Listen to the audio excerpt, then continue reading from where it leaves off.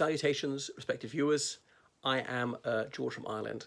So this video is to tell you that Boris Johnson will be the next Prime Minister. It's the Tory leadership race that's on at the moment. So they're trying to get to number 10.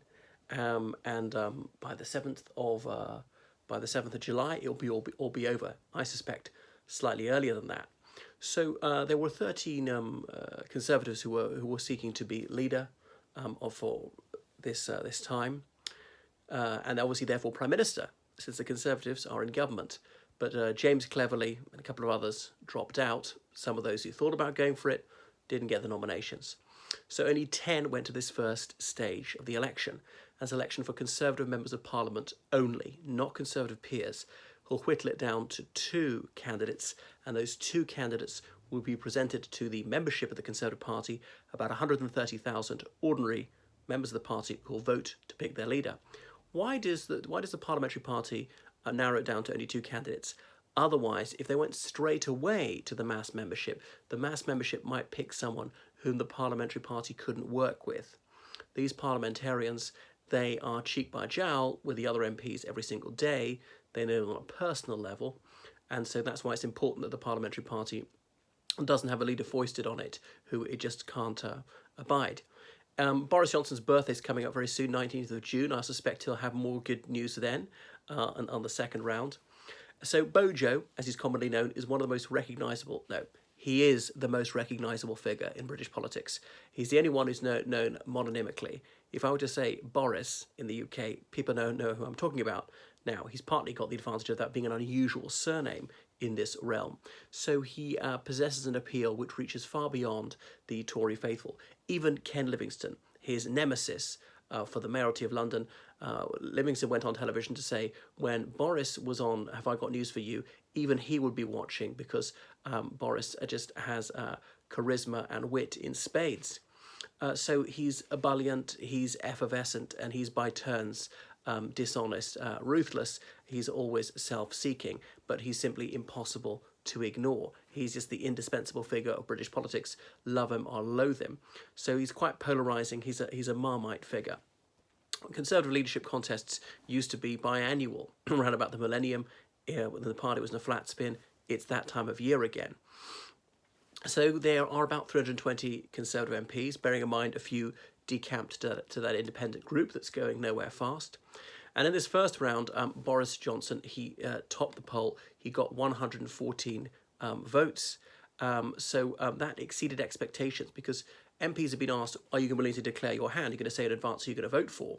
And only 84 of them came out for Boris. So that was ahead, but this is further ahead than anybody realised because some MPs played their cards close to their chest. So Bojo was followed by Jeremy Hunt on 43. He's the Health Secretary. Remember, Boris Johnson doesn't hold a cabinet position anymore. He resigned as Foreign and Commonwealth Secretary last August. So being Health Secretary is not easy, and it's not been going very well for Hunt. But anyway, he's had that for several years. There's Gove, who came close third, 37 votes. Dominic Raab on 27, another cabinet minister. Sajid Javid on 23. He was someone I thought would perform rather better. Matt Hancock on 20, Rory Stewart on 19, and then the also rounds have been eliminated at this first stage because they got under 17. Andrea Leadsom, who, don't forget, was in the final 2 last time before she dropped out. Mark Harper, 10. Esther McVeigh, last week when she nominated, I was forced to ask Esther McWho. She was a television presenter a long time ago, but she's obviously a Conservative MP right now. So it's narrowed it down to 7 candidates, all male, and 6 of the 7 are white. So that's that. And of the 7, shockingly, only 2 of them are Aldertonians. What's wrong? So who else would have a chance against him? Well, obviously, Hunt is the second place. Fascinatingly, if you break down the supporters of each candidate, who was a Remainer, who was a Leaver, Hunt's supporters are mainly Remainers. He was a Remainer himself, but obviously he's a pragmatic Leaver. He's in the cabinet, say, okay, we lost, we got to leave the EU. Let's try and do it on the basis of a soft Brexit. And Gove, who came third, of course, he was a Leave campaigner. He'd been supposed to throw his weight behind Bojo in the last leadership contest, July 2016, but at the last minute knifed him in the back. There's Dominic Raab, who was a Remainer, Sajid Javid was a Remainer, Rory Stewart was a Remainer. Of the three who were eliminated, only Andrea Leadsom was a Leaver. But anyway, so there are only 2 former Leavers and 5 former Remainers of this 7. So that could be a factor. If enough of the former Remainers, or indeed current Remainers, coalesce around Hunt or Gove, that's the only way it could stop Boris Johnson getting to the final 2. But it's not going to happen. With 10 candidates in the race, Boris Johnson already got 34% of the votes, more than double the number that Jeremy Hunt got. That's his closest rival. So you've gone from 10 candidates down to 7. Boris Johnson's share of the vote has to increase. People are not going to defect from him. A few will come to him who voted for 3 of the minor candidates, particularly Andrea Leadsom supporters. Remember, she's one of the more hardline right-wingers. She was always a Leaver. So that's why Bojo is unstoppable. He's going to get into the final 2. And when it goes to the blue rinse, that's what we pejoratively call the old women who have a blue rinse hairstyle, the ordinary members of the Conservative Party, they adore him. They want to have his babies, menopausal though they are, because, well, certainly he's fun and he's a flatterer. So he's just a man of boundless energy and seemingly limitless talents. Anyway, so unless a miracle happens, Bojo is going to make it to the final 2. It's a bit like Trump when in late 2016 was obvious he was going to get the nomination. Anyway, there was a book published a few years ago about Boris becomes PM and other things that will never happen. Well, it's going to happen, so get used to it. I had to give it a 60% chance he'll get it. Previously, I didn't think this would happen. I thought it would be Dominic Raab. He's underperformed. Boris Johnson has exceeded everybody's expectations. Now, this contest won't necessarily be a fight to the death. Remember, Conservatives tried to ensure continuity of government. Let's end this early, as they did last time. Andrea Leadsom pulled out early, and actually the mass membership didn't get to vote. Theresa May won unopposed. The earlier candidates, such as Gove, having been eliminated in earlier stages, or indeed go all the way back to November 1990, when even Margaret Thatcher, she won on the first ballot, but not enough to prevent a second ballot. Got 55% of Conservative MPs voting for her, but that wasn't enough to preclude a second ballot. So she chose to bow out. So she didn't fight to the bitter end. And then it was between Michael Heseltine, Douglas Hurd, and John Major. And John Major did considerably better than the other 2, and the other 2 agreed to drop out of the contest, allowing his coronation. So that's that. So Boris Johnson, he says he doesn't want a hard Brexit, but must prepare for it. He's quite right. So because the European Union has to know there's a serious possibility the United Kingdom will do this, is not afraid of this, and wants an attractive deal. Actually, I would have reluctantly accepted the deal offered several months ago, well, offered the end of last year and left in March, but there we are.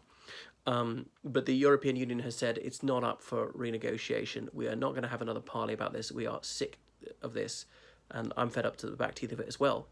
So Bojo, who was he? Well, he's born in 1964 in New York. He's got an unusual background in some ways. He was often accused of racism, but he can point out his own multi-ethnic background. His ancestry is Russian, Jewish, Turkish, as well as British.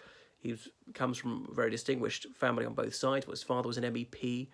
His maternal grandfather was a European Commissioner for Human Rights. His father was a successful journalist in all sorts.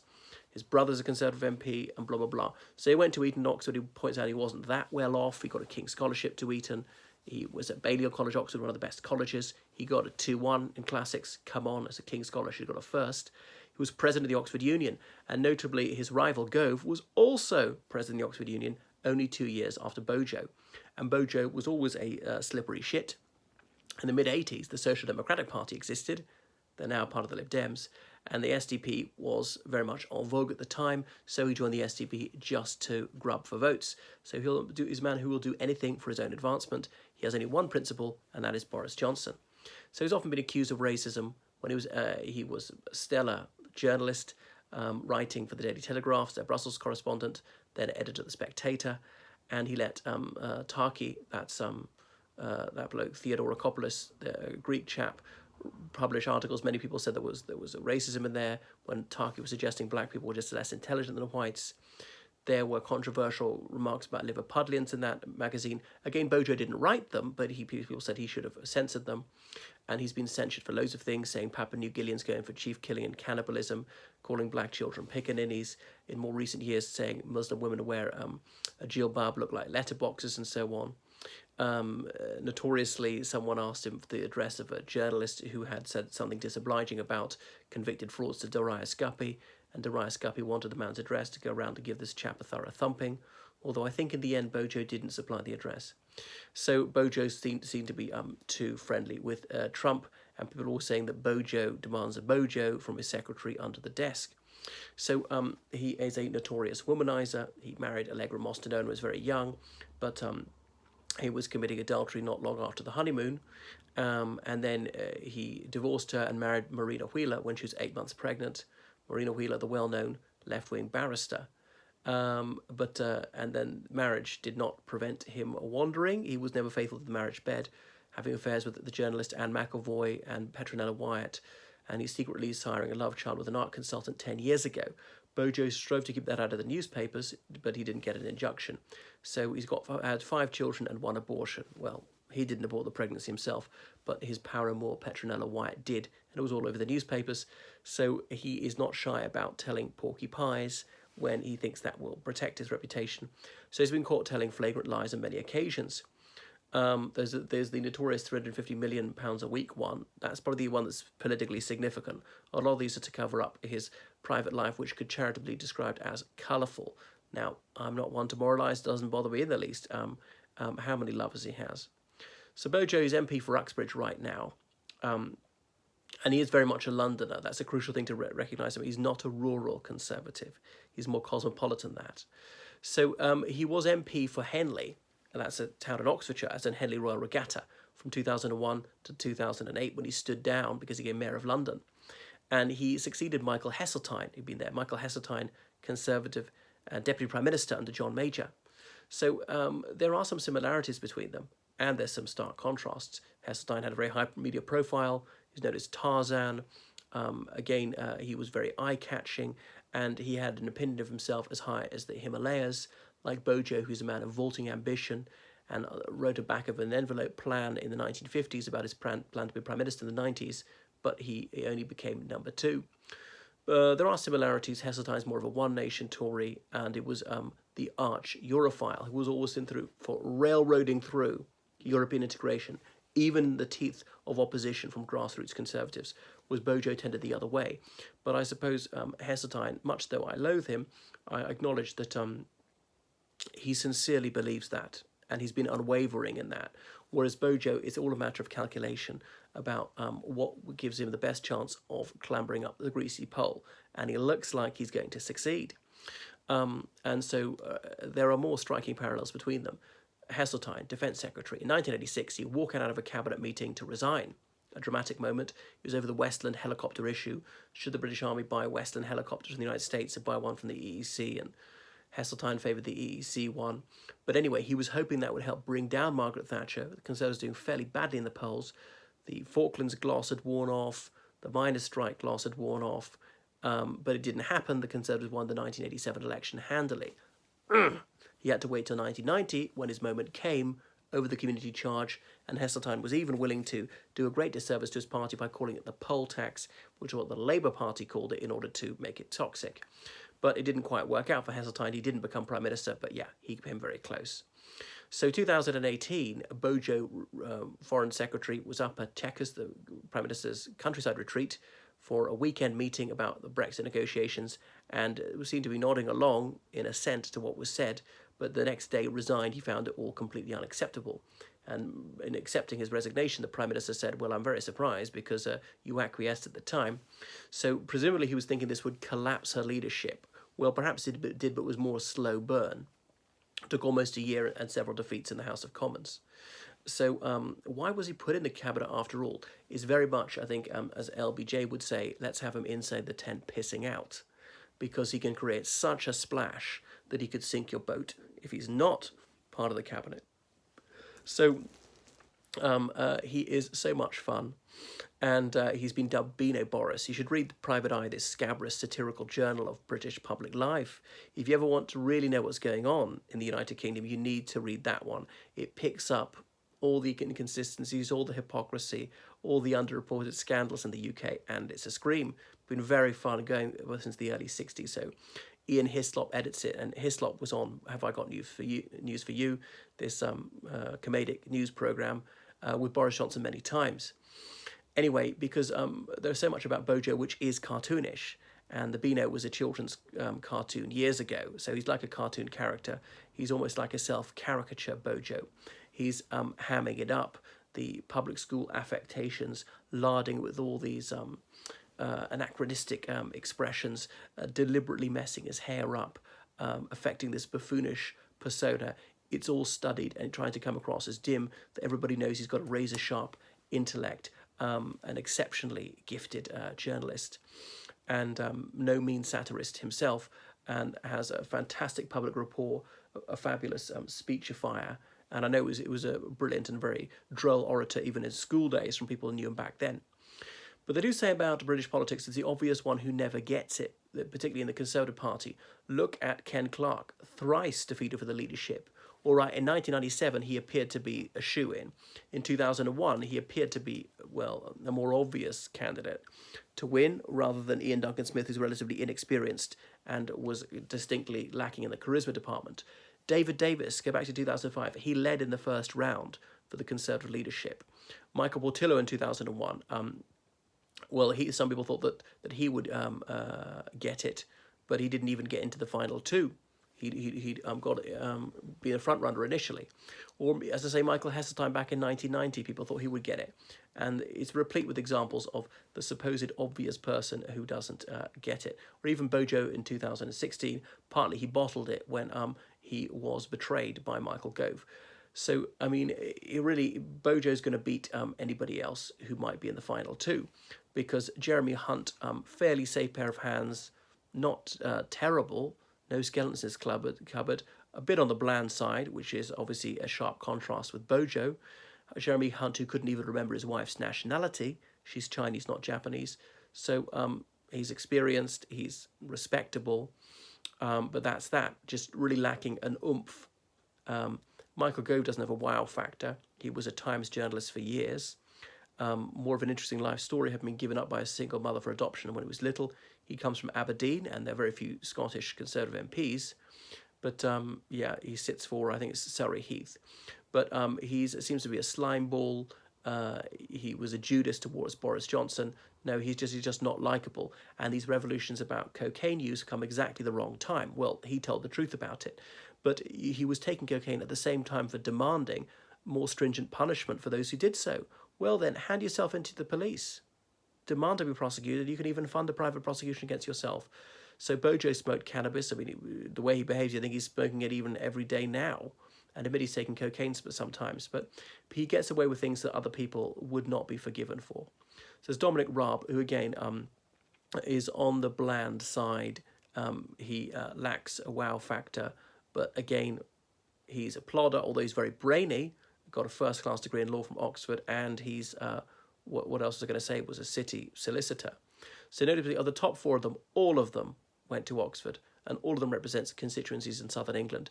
Then there's Sajid Javid, who comes from a more unusual background. He's a British Pakistani, the son of a bus driver. He grew up in a poor family in Bristol and made millions in banking. So he's a non-practicing Muslim. He's married to a white Briton.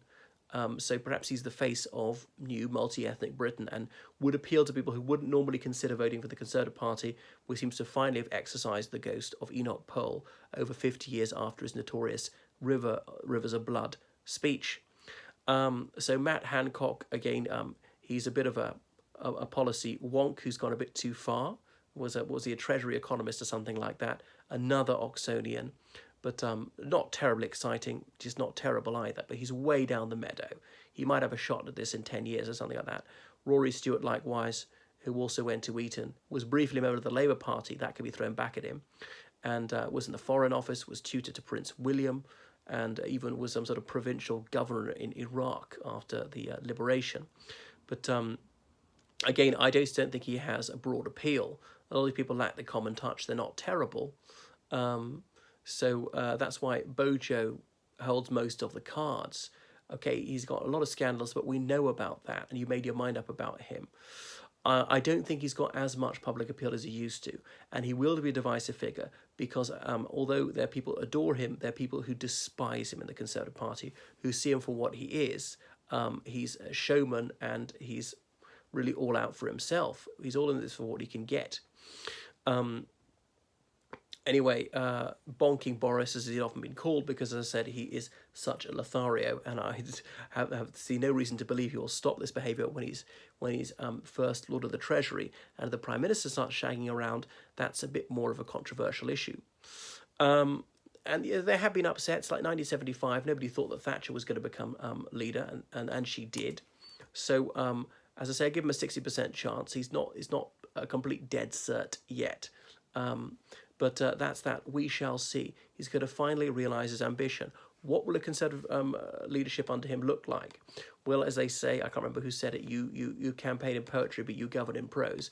He might be blander, more responsible than we're led to believe. A bit like as Mayor of London. I thought he was a bit too tedious. What happened to the fun Boris we used to know? What are you doing banning alcohol on the tube? So he has a this star quality which the others lack, which is why he's very likely to get it. And he's just comes across as more likeable than Corbyn. It might force Labour to finally dump Corbyn and get a more effectual leader.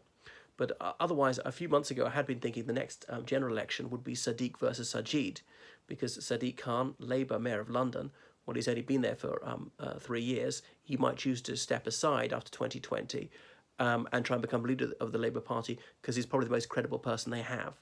But he needs to become an MP again.